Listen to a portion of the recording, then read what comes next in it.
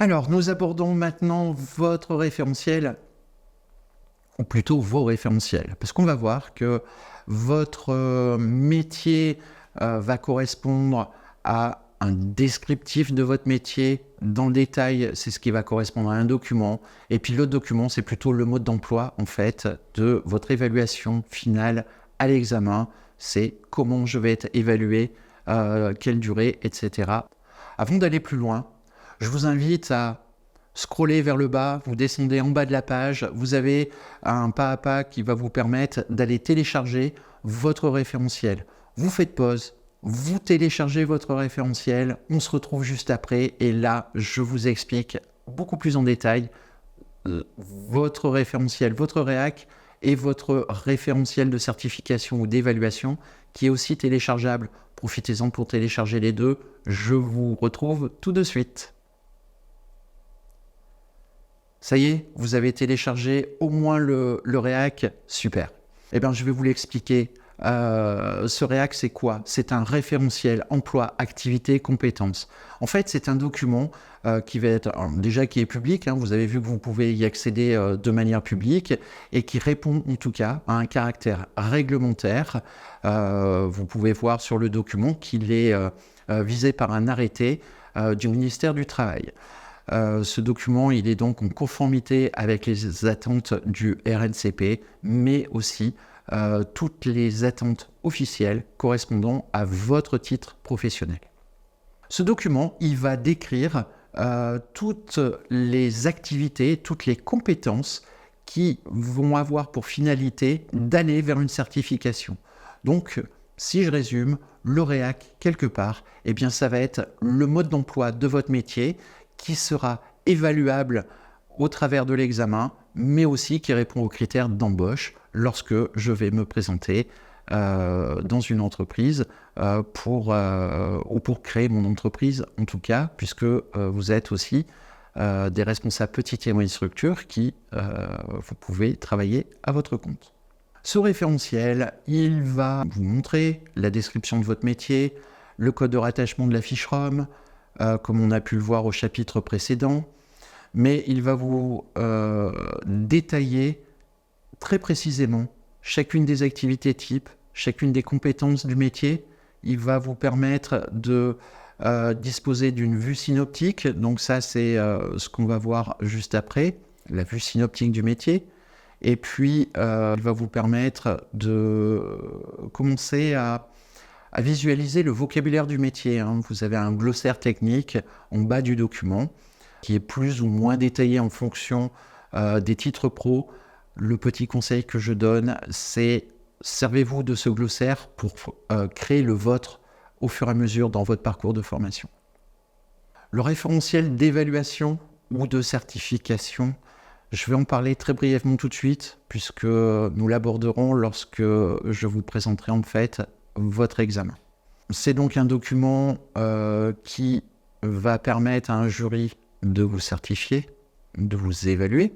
Et ce document comprend la méthodologie de contrôle des compétences, comment elles vont être évaluées et les critères de performance. En gros, c'est qu'est-ce qui est important en termes de représentativité des compétences pour une bonne évaluation par un jury. Retournons maintenant à notre réac. Vous l'avez téléchargé et vous avez pu voir au travers de la vue synoptique, je vous laisse regarder la vue synoptique, elle est aussi disponible ici dans ce chapitre. Cette vue synoptique, eh bien, elle vous permet de visualiser quels sont les types d'activités qui sont réalisées par un responsable petite et moyenne structure. Alors, une activité type, c'est quoi? C'est un certain nombre de tâches en fait qui sont regroupées dans un type d'activité. Dans le langage de la formation, on peut considérer qu'une activité type, c'est un bloc de compétences que l'on appelle aussi un CCP. Vous pouvez voir que chacune de ces activités types, en fait, elle se décompose en une ou plusieurs compétences. Et ce sont ces fameuses compétences professionnelles. Ces compétences, elles permettent de traduire en fait une tâche au travers d'une capacité à combiner un ensemble de savoirs. Ça, c'est très important parce qu'on va le voir au travers de votre programme, que des notions qui sont abordées dans votre parcours, elles vont vous permettre justement de les combiner sur une compétence. Chacune de ces compétences professionnelles est évaluable le jour de l'examen. Chacune de ces activités types que vous allez pu voir vont être validables au travers de l'examen. Votre référentiel comporte 3 types d'activités. Vous allez être amené à diriger une structure avec une équipe. Vous allez être amené à mettre en œuvre l'objet social de la structure, ainsi que établir et présenter un rapport d'activité de votre structure. Vous voyez que chacune de ces activités types se décompose en 3 compétences chacune. Ces compétences sont notées, ce sera important un petit peu plus tard lorsque vous remplirez votre dossier professionnel, parce que ça vous permet de vous repérer plus rapidement dans votre référentiel. Un responsable petite et moyenne structure, globalement, il est amené à développer une vision synthétique de la structure dans son environnement interne, son environnement externe, ses activités, etc., etc. Inscrire la structure dans son territoire, manager et animer une équipe. Le responsable petite et moyenne structure est amené à adapter l'offre de la structure à la demande. Là, on a une approche un petit peu plus commerciale. Il faut qu'il sache organiser et développer la diffusion de l'offre, de savoir organiser la production, s'il y a une fonction production dans l'entreprise, mais aussi d'analyser le bilan de la structure. On est maintenant sur une approche un petit peu plus comptable, un petit peu plus financière. Je pense à un bilan, un compte de résultat.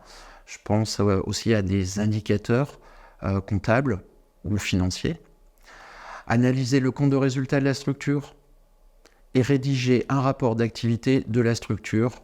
C'est du reporting, mais c'est aussi important pour pouvoir se projeter au travers de la continuité des activités de cette structure dans le temps.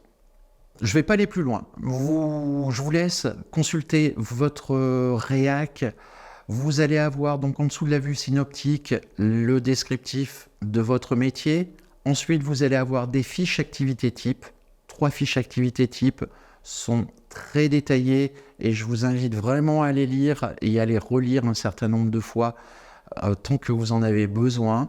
Et puis, vos 9 compétences sont toutes décrites dans une définition de cette compétence, dans un contexte de réalisation de cette compétence, et puis tous les savoirs, savoir-être, savoir-faire, connaissances, etc., etc., sont toutes mentionnées pour mener à bien justement ces tâches en relation de chacune de ces compétences. Donc prenez le temps de lire, de le relire ce document. C'est pas pour rien si on appelle le référentiel, c'est vraiment le document où tout le monde doit se baser pour pouvoir progresser correctement jusqu'à l'examen final. Je vous invite maintenant à passer au chapitre suivant et nous allons regarder ensemble votre programme de formation.